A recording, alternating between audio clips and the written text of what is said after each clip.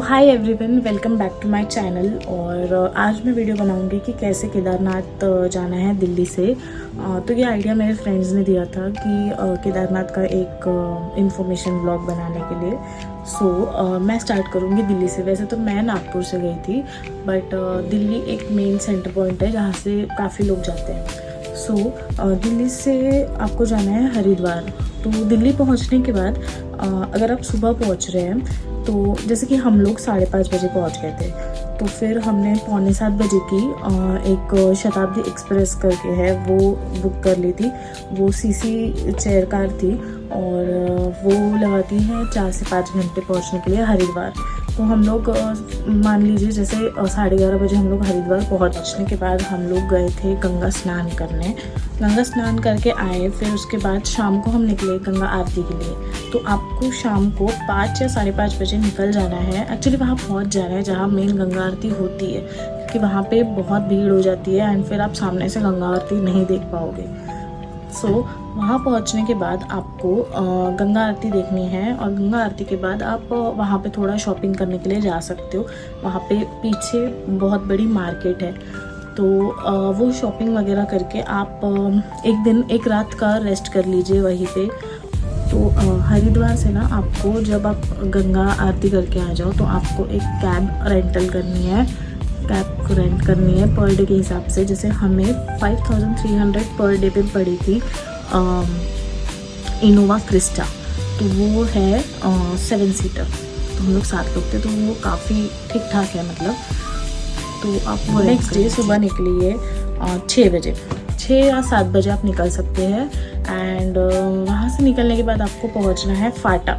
सोनप्रयाग भी पहुँच सकते हैं, लेकिन सोनप्रयाग पहुँचना थोड़ा मुश्किल है क्योंकि हम लोग बीच बीच में थोड़ा ब्रेक लेते हैं और चाय पानी नाश्ता खाने के लिए रुकते हैं, तो हमें लेट हो ही जाता है। जैसे कि हमें हुआ था, हम लोग सोनप्रयाग तक रुक नहीं पाए तो हमने फाटा में स्टे किया था। फाटा पहुँचने तक भी आपको रात हो जाएगी, जिससे 7-8 तो बज ही जाते हैं। हमें तो 10 बज गए थे। तो वहाँ पहुँचने के बाद फिर आप रात का रेस्ट कीजिए, रात का एक होटल कर लीजिए और फिर वहाँ से निकलिए सुबह। नेक्स्ट डे सुबह भी नहीं, आधी रात को 2 या 3 बजे निकलने के बाद आप पहुँचोगे सोनप्रयाग 4 साढ़े 4 बजे पहुँच जाओगे अगर 3 बजे निकले हो। तो वहाँ पहुँचने के बाद आप फिर से अगर नाश्ता करना चाहते हो तो कर लो, या फिर अगर नहीं भी किया तो भी ठीक है। देन उसके बाद वहाँ पे सोनप्रयाग से लाइन लगी होती है रजिस्ट्रेशन चेक करवाने के लिए। तो रजिस्ट्रेशन चेक करवाना है आपने। एंड रजिस्ट्रेशन चेक करने के बाद फिर हमें मिलती है टैक्सी, जो कि 50 रुपीज़ पर पर्सन है।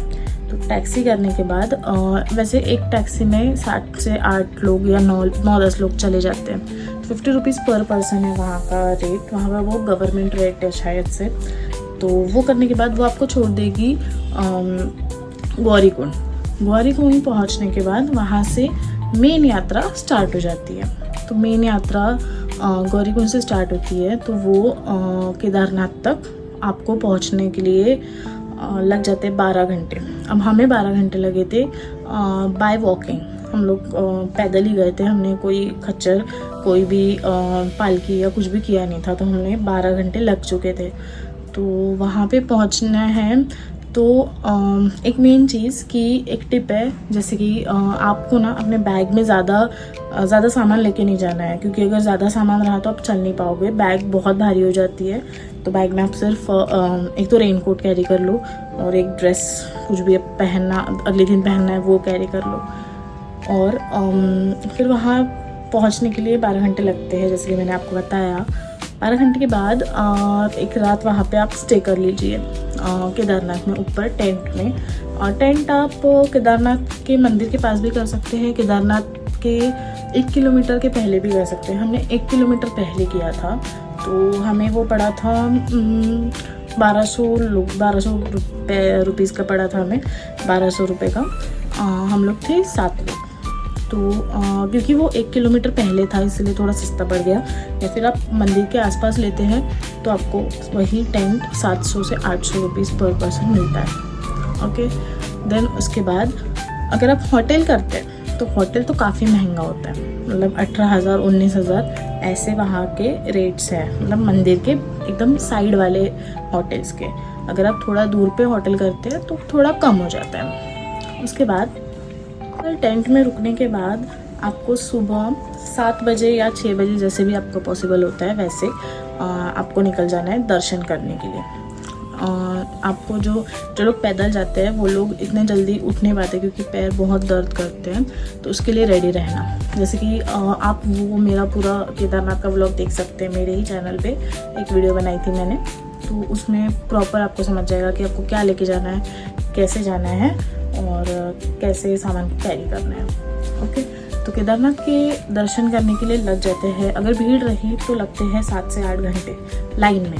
अगर आपको जल्दी दर्शन करना है तो फिर आप थोड़ा मतलब वहाँ पे होता है VIP दर्शन का भी काउंटर, तो वहाँ एक बार चेक कर सकते हैं। तो वो सब हो गया, फिर आपके दर्शन हो जाएंगे 3-4 बजे तक हो जाएंगे, 3 बजे तक तो हो जाएंगे ऑलमोस्ट, हमारे 3:30 तक हो गए थे।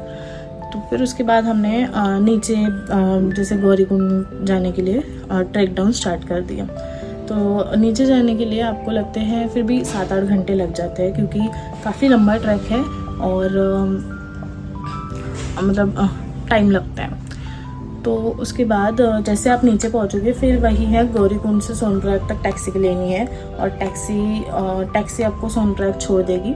सोनप्रयाग से फिर आपकी जो आपने रेंटल कैब की होगी उसमें बैठ के आपको फिर से फाटा चले जाना है और फाटा में उस रात को स्टे करना है। तो फाटा से नेक्स्ट डे निकलने के बाद आपको जाना है जोशीमठ। जोशीमठ में पहुंचने तक रात हो जाएगी, तो वहाँ पे आपको स्टे कर लेना है। शाम हो जाती है तो वहाँ पे आपको स्टे कर लेना है। उसके बाद सुबह निकलिए जोशीमठ से बद्रीनाथ के लिए। तो बद्रीनाथ जाते हुए जोशीमठ में पड़ता है एक नरसिम्हा मंदिर, वहाँ पे आप दर्शन कर सकते हैं और 2-3 और मंदिर है, वहाँ पे भी दर्शन कर लीजिए। वहाँ से फिर जाएंगे बद्रीनाथ।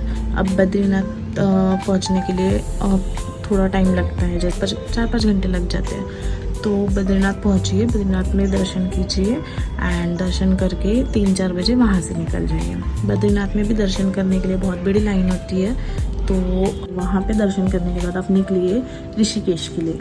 अब अगर आप रात को ट्रैवल कर सकते हैं तो आप रात को ट्रैवल कीजिए या फिर आप दूसरे दिन सुबह निकलिए।